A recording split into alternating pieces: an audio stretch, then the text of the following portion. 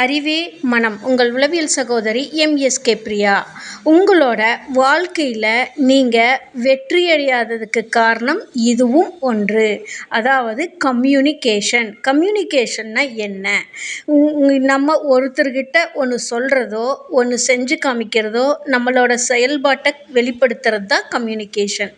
அப்போ இந்த கம்யூனிகேஷன்னால் அது சரியான முறையில் செயல்படுத்தாதனால உங்கள் வாழ்க்கையில் எங்கெங்கே வீழ்ச்சி அடைஞ்சிருக்கீங்க, இது வெற்றிக்கு தடையாக இருக்கா அப்படின்னு பார்த்தோம்னா இதுவும் ஒரு வகையான தடை தான் உங்களுடைய வளர்ச்சிக்கு.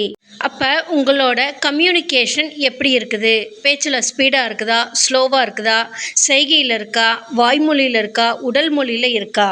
சும்மா கை காட்டி பேசினாலும் கம்யூனிகேஷன் தான். பாடி ஸ்லாங் பண்ணாலும் கம்யூனிகேஷன் தான். சும்மா நின்றுட்டு இருந்தாலும் கம்யூனிகேஷன் தான். இப்போ இந்த கம்யூனிகேஷனை நம்ம எந்த வகையில் செயல்படுத்துகிறோம்? பேச்சிலையா, நடையிலையா, பாவனையிலையா? எவ்வளவு நேரம் நம்மளால் பேச முடியுது? இப்போ ஒரு கிளைண்ட் வந்தாங்கன்னா அவங்க கேட்ட கேள்விக்கு நம்மளால் பதில் சொல்ல முடியும். ஆனால் அவங்களுக்கு கேள்விங்கிறது கரெக்டாக கேட்கவே தெரியாது. இப்போ எப்படி உடம்பு சரியில்லைன்னா நிறைய பேர் டாக்டர்கிட்ட போவாங்க. வயிறு வலிக்குதும்பாங்க. எங்கே வயிறு வலிக்குதுன்னா வயிறு வலிக்குதுன்னு தான் சொல்லுவாங்க.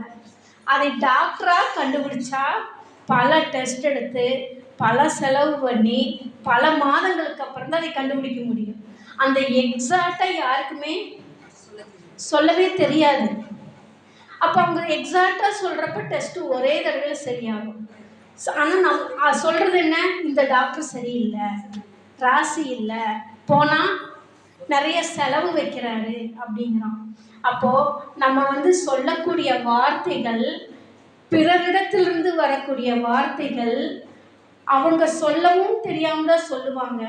நம்ம அந்த ஒரு பாயிண்ட் 2 பாயிண்ட்டை வச்சு நம்ம புரிஞ்சுக்கிட்டு நம்ம சொல்கிறது அவங்களுக்கு புரியாது. ஏன்னா அவங்களோட பாயிண்ட்டு கேள்வி வேறையாக இருக்கும். இந்த கம்யூனிகேஷனில் வர்றது தான் எத்தனை தடவை வர்றதுன்னு ஒரு பிரச்சனை ஸ்டார்ட் ஆகும். இப்போ பெரும்பாலும் அலுவலகத்தில் ஆகட்டும், நம்ம வெளியில் போகிற பக்கமாகட்டும் அதிகமாக வரக்கூடியது இந்த ஆதார் கார்டில் கரெக்ஷன் பண்ணுற மாதிரி தான். ஸ்பெல்லிங் மிஸ்டேக்கை கரெக்ஷன் பண்ணுறக்கு எத்தனை முறை பண்ணினாலும் திரும்ப திரும்ப வந்துக்கிட்டே இருக்குது. ஏன்னா அவங்க புரிஞ்சுக்கிற விதமும் அவங்க செயல்படுத்துறதும் தான். எல்லாத்துக்குமே எல்லாமே புரியுங்கிறது நம்ம எடுத்துக்கவே முடியாது. ஒரு தடவைக்கு ஒரு சிலருக்கு ஒரே தடவையில் புரியும், ஒரு சிலருக்கு 10 தடவை சொன்னீங்கனாலும் புரியாது. அப்போ அந்த புரியாதவங்களுக்கு அவங்க எந்த கேட்டகரி, எந்த சூழலில் வந்திருக்காங்க, எதை எதிர்பார்த்து வந்திருக்காங்கன்னு நீங்கள் புரிஞ்சுக்கிட்டிங்கன்னா உங்களால் அவங்களை ஈஸியாக ஹேண்டில் பண்ண முடியும். ஒரே தடவையில் பிரச்சனை ஷார்ட் அவுட் பண்ண முடியும். இந்த கம்யூனிகேஷனை எங்கெங்கெல்லாம் உங்களுக்கு பிளாக் இருக்குன்னு பாருங்கள். எங்கெங்கெல்லாம் நம்ம திட்டு வாங்கியிருக்கோன்னு பாருங்கள். இப்போ வீட்லேயே இந்த சூழல் தான் நடக்கும். ஹஸ்பண்டுக்கிட்டே ஆகட்டும், மாமியார்கிட்ட ஆகட்டும், குழந்தைகளாகட்டும். அந்த கம்யூனிகேஷன் இப்படி தான் ஒரு கேஸ் வருது எங்களுக்கு. இந்த பொண்ணு எந்த வேலையுமே செய்ய மாட்டேங்குது, ஏதாவது சொன்னால் கோவப்படுது, எடுத்தெறிஞ்சு பேசுது, மூஞ்சி தூக்கி வச்சுக்குது, சோகமாக இருக்குது, வீட்டில் யார் கூடயும் பேச மாட்டேங்குது, இத்தனை சொல்லி அந்த பொண்ணை ஒரு கம்ப்ளைண்ட்டாக சொல்லி கூட்டிகிட்டு வர்றாங்க. நாங்கள் நிறைய ஆய்வுகள் செய்தல அந்த பொண்ணுக்கு அந்த கம்யூனிகேஷன் அப்படிங்கிறதுல நிறைய ப்ராப்ளம் இருக்குது. எதையை எங்கே எப்படி பிரித்து செயல்படுறதுங்கிறதுல பிரச்சனை இருக்குது. இதை கண்டறிந்து நாங்கள் மாற்றி அமைக்கிறப்ப அந்த சூழல், அங்கே குடும்ப சூழல் நிம்மதியான முறையில் இருக்குது.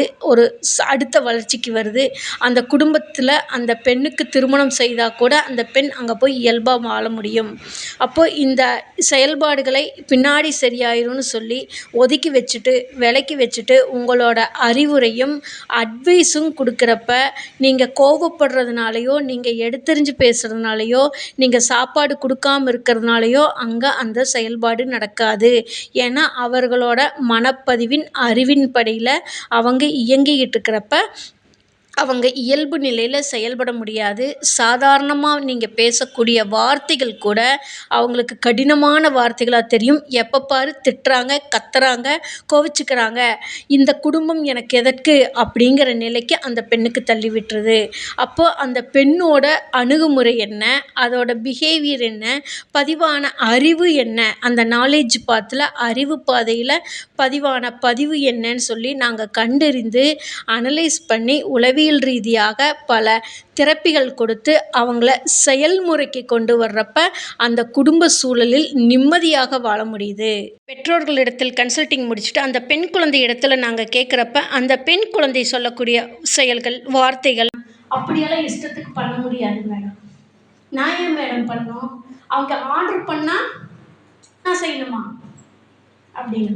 அப்போ அந்த பொண்ணுக்குள்ளே இருக்கிற பிரச்சனையை நாங்கள் கண்டுபிடிச்சு அதை மாற்றுறப்ப அடுத்த தடவை அந்த பிள்ளை சொல்லாமல் செய்யுது. அம்மா இதை எதிர்பார்க்குறாங்கன்னு சொல்லாமல் செய்யுது.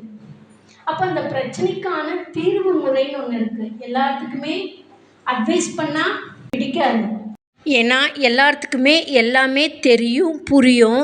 எதை சொன்னாலுமே எனக்கு தெரியும், எனக்கு புரியும், உங்களோட அட்வைஸ் எனக்கு தேவையில்லைன்னு தான் சொல்லுவாங்க.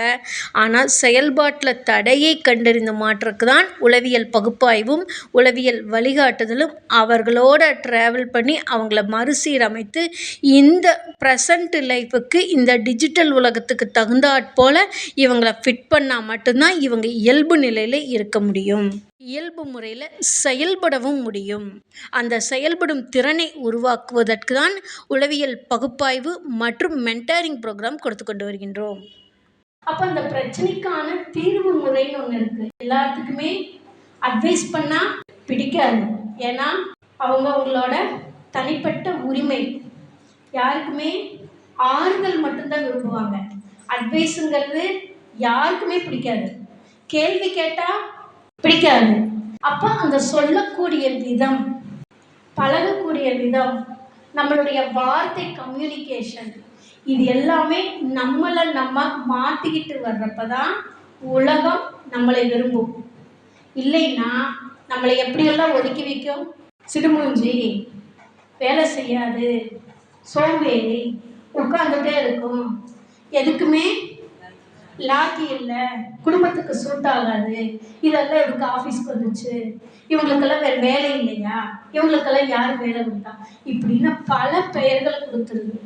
அப்போ நம்மளை நம்ம முன்னேற்றிக்கிறக்கோ, நம்மளை நம்ம வளர்த்திக்கிறக்கோ ஒரு நாளைக்கு நம்ம எவ்வளோ நேரம் லிசன் பண்ண முடியுது? ஒரு பட்டிமன்றம் நடக்கலாம், ஒரு ஸ்பீச் நடக்கலாம், ஒரு மீட்டிங் நடக்கலாம், எவ்வளோ நேரம் நம்மளால் கேட்க முடியுது?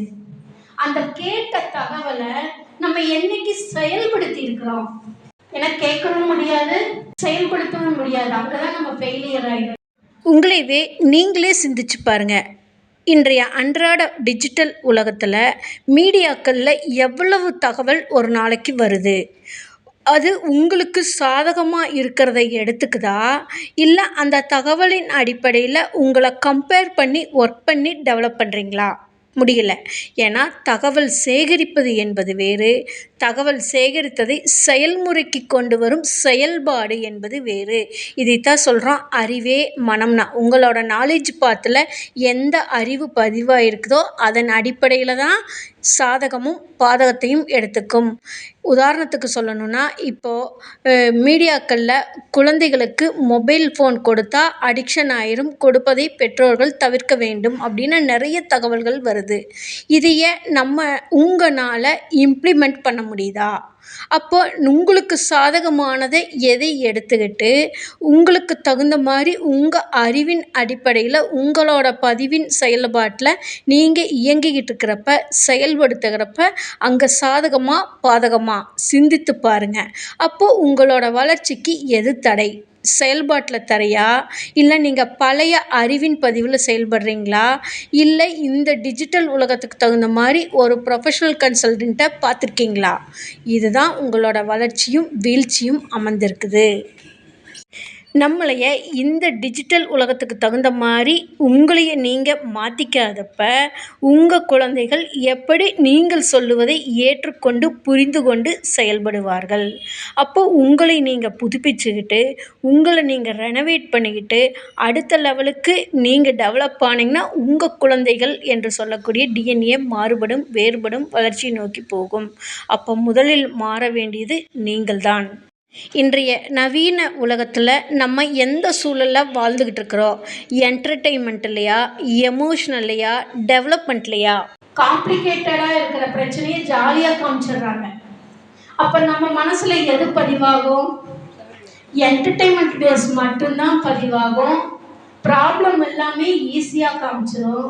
உண்மையான ப்ராப்ளம் என்ன, உண்மையான காமெடி என்னன்னு வித்தியாசப்படுத்தியே நம்மளால உணர்வுகளையும் உணர்ச்சிகளையும் புரிஞ்சுக்க முடியாம நம்ம அதுக்குள்ள போய் சிக்கிக்குவோம். நம்மளோட மனசு செயல்பாடுக்கு வர்றதை தவிர்த்துட்டு எதையாவது ஒன்று சிந்திச்சுக்கிட்டு செஞ்சுக்கிட்டே இருக்குது.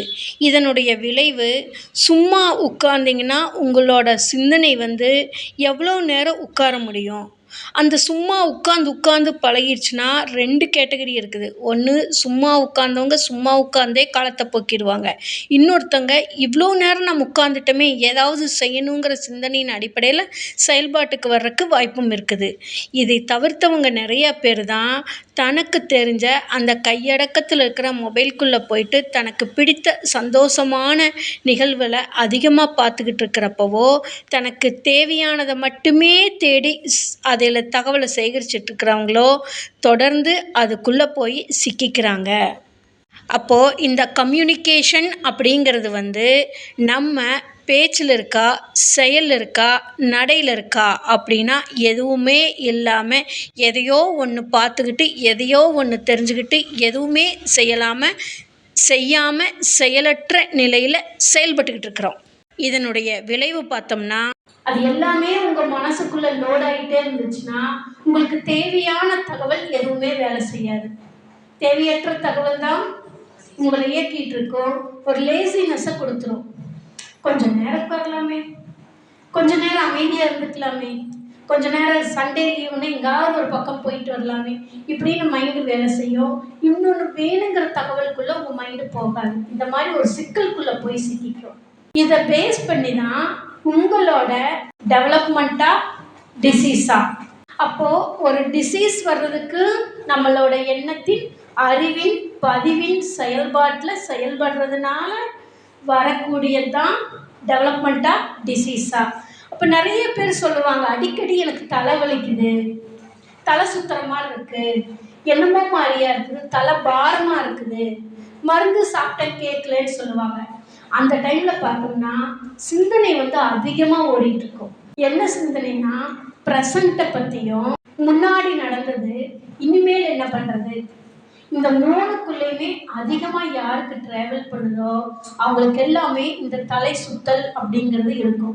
தலைவலி இருக்கும், கோபம் அதிகமாக வரும். இவங்கனால தொடர்ந்து எந்த செயலுமே உங்களால் செய்யறதுக்கு ஆர்வம் வராது. ஒரு விரக்தி நிலையில் இருக்கும். எதுக்கு இந்த வாழ்க்கை அப்படிங்கிற ஒரு நிலை ஏற்படும். இவங்கனால தானே இவ்வளோ கஷ்டப்படுறாங்கன்னா நம்ம கூட இருக்கிறவங்க மேலே அதிகமான வெறுப்புணர்வுகள் வரும். தன்னைத்தானே வருத்திக்குவாங்க. தன்னுடன் இருப்பவர்களும் வேதனைப்படும் அளவுக்கு நடந்துக்குவாங்க. இப்படி தான் மன இயக்கம் செயல்பட்டுக்கிட்டு இருக்கும். அப்போது உங்களோட சிந்தனைங்கிறது வளர்ச்சியை நோக்கி சிந்திச்சிங்கன்னா, செயல்பட்டிங்கன்னா வெற்றி கிடைக்கும். பழைய நிகழ்வுகளையும் இப்போ ஏன் நடக்கலை, பின்னாடி என்ன பண்ணுவோன்னு சிந்திச்சுக்கிட்டு இருந்தீங்கன்னா இது செயலற்ற சிந்தனை. உங்களுக்கும் பயனளிக்காது, உங்களுடன் இருப்பவர்களுக்கும் பயனை அளிக்காது. அந்த வளர்ச்சிங்கிறது தடைபட்டுக்கிட்டே இருக்கும். அதனால் உங்களோட சிந்தனைகளை நீங்கள் வளர்ச்சிக்கு எது தேவை, எது செஞ்சால் எப்படி டெவலப் ஆக முடியும்னு ஒர்க் பண்ணிங்கன்னா உங்களுக்கு தலைவலியும் வராது, தலை சுற்றலும் கிடையாது. ஏன்னா ஒரு மனிதனுக்கு நோயும் கிடையாது, பேயும் கிடையாது. செய்ய முடியாத செயல்களுக்கு நம்மளை நாமளே உருவாக்கி கொள்ளுவது தான் வலியும் வருத்தமும் வேதனையும். இதே நீங்கள் சிந்திச்சு பாருங்கள். ஒரு பிஸ்னஸ்மேனோ, ஒரு தொழில் அதிபரோ, ஒரு கார்ப்பரேட் கம்பெனியோ எதையை சிந்திக்கிறாங்க? அவங்களுக்கு என்ன நோய் வருதா, பேய் வருதா, தலைவலி வருதா, தலை சுற்றல் வருதா? எதுவுமே இல்லை. நல்ல வெல்பீயிங்காக நல்லா இருக்காங்க. ஏன்னா அவங்க அறிவு சார்ந்த வளர்ச்சி சார்ந்த எண்ணத்தின் செயலின் அந்த அறிவை புதுப்பிச்சுக்கிட்டு வளர்த்திக்கிட்டு போகிறாங்க.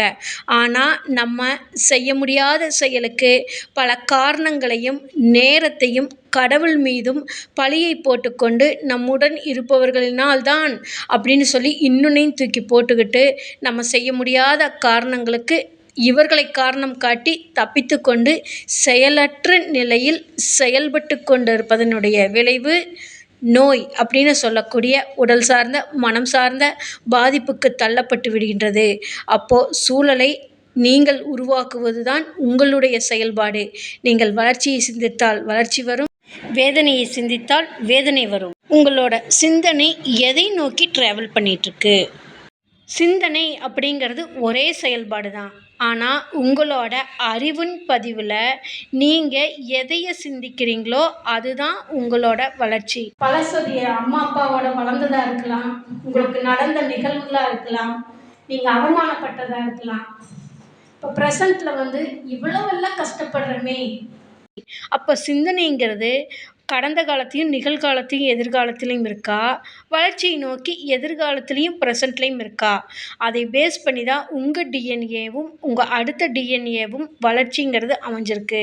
அப்போ சிந்தனையை உங்களுடைய வளர்ச்சிக்கு கொண்டு வந்தீங்கன்னா வெற்றி கிடைக்கும். அப்பவும் கஷ்டப்பட்டோம், இப்பவும் வேதனைப்படுறோம், இப்பவும் கஷ்டப்படுறோம், இதுக்கெல்லாம் தீர்வே இல்லையா அப்படின்னு மனசுக்குள்ளே புழுங்கிறது தான் இந்த வாழ்க்கை சிக்கல் தான் உங்களுக்கு ஒரு தலை சுத்தலை கொடுக்கும், தலைவலி கொடுக்கும். நீங்கள் என்ன மருந்து சாப்பிட்டாலுமே சரியாகாது, திரும்ப திரும்ப அந்த செயல்பாட்டில் இருந்துகிட்டே இருக்கும். எல்லா டெஸ்ட்டும் எடுத்து பார்த்துருப்போம், அது ஒன்றுமே இருக்காது. இப்படி இருந்தாலே உங்கள் வாழ்க்கை அழுத்தம் தான் உங்கள் ஹெல்த்துக்கு டைவெர்ட் ஆகிடுச்சு. அடுத்த கட்டமாக டிஸார்டர் டிசீஸாக மாறிடுச்சு ஹெல்த்துக்கு. அப்போ உங்களுக்கு ஒரு பிரச்சனை இருக்குதுன்னா அதை எப்படி அணுகணும்னு தெரிஞ்சுக்கணும். அந்த சூழல் எல்லாத்துக்குமே பிரச்சனை இல்லாத வாழ்க்கை யாருக்குமே இல்லை. ஒரு எறும்புக்குனாலும் வாழ்க்கை போராட்டம் தான், ஒரு குருவினாலும் வாழ்க்கை போராட்டம் தான். அப்போ நம்ம எதையை எப்படி எங்கே அணுகிறோம், எப்படி சமாளிக்கணும்னு கற்றுக்கணும். அந்த சூழலை சமாளிக்க தெரியாத அத்தனை பேருமே டிசீஸ்குள்ளேயும் டிஸார்டருக்குள்ளேயும் சிக்கிக்குவாங்க. அப்போ அந்த அணுகுமுறையில் நம்ம ஒரு பிரச்சனை வருதுங்கிறப்ப அதை சுமூகமான முறையில் எதையை எங்கே எப்படி பேசணும்னு தெரியலைன்னா நம்மளுக்கு ப்ராப்ளம் தான். இப்போ இந்த மாதிரி நம்ம வீட்டு சூழலில் ஒரு பேச வேண்டிய இடத்துல பேசாமல் விட்டதோட விளைவு ஹெல்த்தை எப்படியெல்லாம் பாதிச்சது நீங்களே உங்களை நோட் பண்ணி பாருங்க. அதே மாதிரி ஆஃபீஸில் ஆகட்டும், நீங்கள் செய்ய வேண்டிய நேரத்தில் ஒரு செயல் வேக வேகமாக செய்வாங்க, ஆனால் முடிச்சிருக்க முடியாது. அதுக்கான பாதிப்பு உங்களை எந்த அளவுக்கெல்லாம் பாதிச்சிருக்கோம், இதனால் எவ்வளோ அவமானப்பட்டிருப்பீங்க, எவ்வளோ திட்டு வாங்கியிருப்பீங்க. வீட்டு சூழ்நிலையும் சமாளிக்க முடியாமல் இங்கேயும் சமாளிக்க முடியாமல் நீங்கள் பட்ட வேதனை இதுதான் உங்களுக்கு ஹெல்த்தை பாதிக்குது. அடிக்கடி உடம்புக்கு சரியில்லைன்னு சொல்லுவோம், டயர்டாக இருக்குதுன்னு சொல்லுவோம். நைட்டு கரெக்டாக 2:30 மணிக்கு தூக்கம் முடிப்பு வந்துடும், காலைல 5 மணிக்கு தான் மடி தூக்கம் வரும். இந்த சூழலில் உங்களோட குழந்தைகளையும் நீங்கள் பராமரிக்கிறதுல பல சிக்கல்களை எதிர்கொள்கிறீங்க. இதுதான் உங்களோட வாழ்க்கை அழுத்தம்னு சொல்கிறோம். அப்போது ஒரு பிரச்சனை ஒரு சூழல் வருதுன்னா அதைய நம்ம எப்படியெல்லாம் தெரிஞ்சுக்கணும், எங்கே மிஸ்டேக் இருக்குதுன்னு நம்மளையே நம்ம அனலைஸ் பண்ண முடியும். உங்களாலேயே முடியும். ஏன்னா நம்ம அந்த சிந்தனைக்குள்ளே போகாமல் நம்ம இன்னொன்றுக்குள்ளே டைவெர்ட் ஆகுறப்ப தான் நம்மளால் அந்த பிரச்சனையை கண்டுபிடிக்க முடியல. ஏன்னா நம்ம பிரச்சனைகளை தீர்க்கறதுக்கு பதிலாக பிரச்சனை திரும்ப திரும்ப ரீகால் பண்ணி அறிவில் பதிவேற்றிக்கிட்டே இருக்கிறோம். இதனுடைய விளைவு செயல் தடை ஏற்படுது. அப்போது நீங்கள் என்ன பண்ணுறீங்கன்னா, இந்த செயல்பாடு பிரச்சனை தீர்க்கறதுக்கான வழிமுறைகளை எடுக்காமல் டைவெர்ட் ஆகி இன்னொன்றுக்குள்ளே செயல்பட ஆரம்பிச்சிடுறீங்க. அதாவது மற்றவங்களுக்கு அட்வைஸ் சொல்கிறதுலையோ அட்வைஸ் கேட்குறதுலையோ இல்லை மற்றவங்கனால தான் இது முடியும்னு சொல்லி உங்களோட பொறுப்புகளையும் செயல்பாடுகளையும் மற்றவங்ககிட்ட விட்டுட்டு நீங்கள் செயலற்ற நிலையில் செயல் தடைகளோடு இயங்கிக்கிட்டு இருக்கிறப்ப தான் உங்களுக்கு அந்த தடைகள் ஏற்படுது. அப்போது உங்களை நீங்கள் சிந்திச்சு பாருங்கள், எங்கெங்கெல்லாம் நம்ம மிஸ் பண்ணோம், நம்ம எப்படி எங்கே செயலை உருவாக்கலை, அந்த பிரச்சனைக்கான தீர்வு வரைமுறைக்குள்ளே போனோமா, இல்லை பிரச்சனைகளை சிந்திச்சுக்கிட்டு அதை புலம்பிக்கிட்டு 4 பேர்த்துக்கிட்ட சொல்லி புலம்பிக்கிட்டு அனுதாபத்தையும் ஆறுதலையும் வாங்கிட்டு இருந்தோமா. அப்போ செயலுக்கு ஒரு பிரச்சனைக்கு தீர்வு என்பது செயலை மறுசீரமைத்து செயல்முறைக்கு கொண்டு வரணும். ஆனால் நம்ம செய்கிறது பிரச்சனைகளை ரீகால் பண்ணி மறுபடியும் பிரச்சனைகளவே பதிவேற்றிக்கிட்டு இருக்கிறதோட விளைவு தான் வளர்ச்சியே இல்லாமல் நம்ம இன்னைக்கு 4 பேர்த்து முன்னாடி வளர்ச்சி இல்லாமல் வீழ்ச்சியை நோக்கி போயிட்டுருக்குறோம். அப்போ உங்களோட வளர்ச்சிக்கு தடை உங்களோட அறிவு பாதைன்னு நீங்கள் புரிஞ்சுக்கிட்டு உங்களோட அறிவை மறுசீரமைக்கவும், வளர்ச்சிக்கு தேவையானவை எவை எப்படிங்கிறத சிந்திச்சு செயல்படும் திறனுக்கு கொண்டு வந்தால் மட்டும் வளர்ச்சி உங்களை நோக்கி வரும். எங்கெல்லாம் பாதிப்பு வருதுன்னு தெரிஞ்சுட்டீங்களா? உங்களோட அணுகுமுறை, உங்களோட நடத்தை, உங்களோட கம்யூனிகேஷன், உங்களோட வளர்ச்சி. இயக்கத்திற்கு தடையாக இருக்கும் செயல்பாடுகளை முறைப்படுத்தவும் மாற்றியமைக்கவும் தான் உளவியல் பகுப்பாய்வு மற்றும் எம்எஸ்கே மைண்ட்செட் நாலேஜ் தெரப்பியில் எம்எஸ்கே மென்டாரிங் புரோகிராம் கொடுத்து கொண்டு வருகின்றோம்.